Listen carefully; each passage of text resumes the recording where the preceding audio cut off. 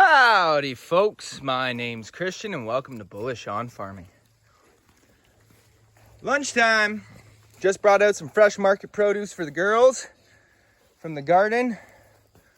And you can take a look at what we got going on here. Some lettuces, I think that's frise. Comment if you know what that is. I'm not a big vegetable guy, so maybe some of you guys can help me out in the comments. Of course, that's carrots. But we brought out about 7 Rubbermaids for these girls today, and they are happy about it.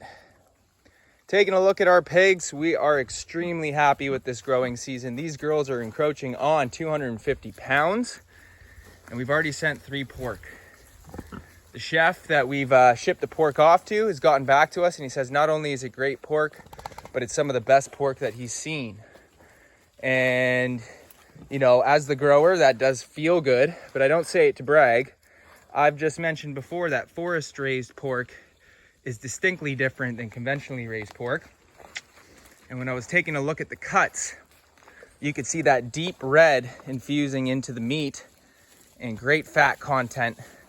Almost looked like a cut of beef. When I first looked at it, I had to take a double take. Anyways, maybe I'll make a video showing just how that meat looked coming back from the processor and give you guys here who are following along a little visual of the product once these girls are shipped off. And so today is October 26th and we are in our second last paddock of our rotational system. We got a fresh paddock down there and currently down to 5 gilts, so I'm running 3 weeks in each paddock. That's going to bring us to the beginning of December, and by then all these girls will be shipped off. You can see these girls are having a time, really appreciating the vegetables.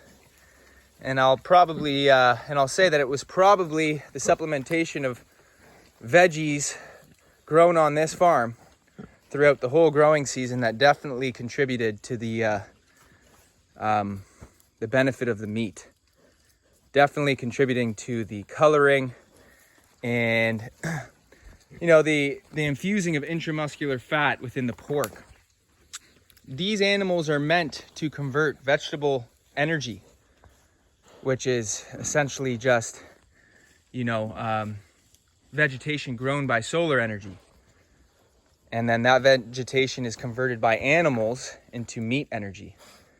And so all of the nutritional benefits of the green stuff that these animals are consuming is converted into optimal meat energy for those that can consume it, those being omnivores or carnivores. And so that's a little bit of a little bit of a thought as to why I believe that the pork performed so well this year for us, because the foraging lifestyle of these animals that's already designed by nature is integrated into their growing cycle here on the farm. And so all of the nutrients that nature wants to offer this animal are being consumed and taken for what it's worth right from the land. Managed properly with proper rest periods and rotation periods. And that's the magic formula for increasing the fertility of your land while growing nutritionally dense meat. And yeah, that's all I'll say on that. So a little bit of a reflection on how, you know, these paddocks have worked out. We're really happy. We had the 3 wire on the outside, and if I built one of these things again, would I put that 3rd wire? Probably. Is it absolutely needed? No. But I do think, you know, things happen on the farm, and if you don't have that 3rd wire up there, it's kind of like an insurance policy. Especially when you first put out weaners into this forest system and some predators might be smelling some new tender pork on the farm. Our inner fencing's all double wire. Can't really see from here. And this girl's saying, you know, you brought so much vegetables, I think you probably have more hiding somewhere. Hey, you can see these girls, they're very socialized. And when it comes to loading time, we keep it low stress. And we have things kind of all laid out to really mitigate all of the chaos and get these girls onto the trailer as quick as possible. And Last time, pulled up the trailer once everything was set up. No more than 2 minutes. We got 2 gilts on the trailer. And I talked a little bit about that in previous videos. Talked a little bit before about how these pigs like to mount against the wire. And you can see they've done some more work on that in this paddock. And how much bristle and brush they've really torn out. These twigs, they just love to gnaw at them, play with them, carry them from one side of the paddock to the other. And so twigs are falling everywhere in here.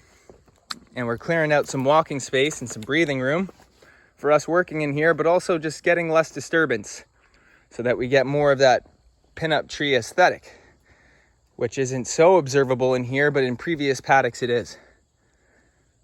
And yeah, so these girls got about another 2 weeks in here. Things are going good. The rain's been holding off, but things are getting wet next week.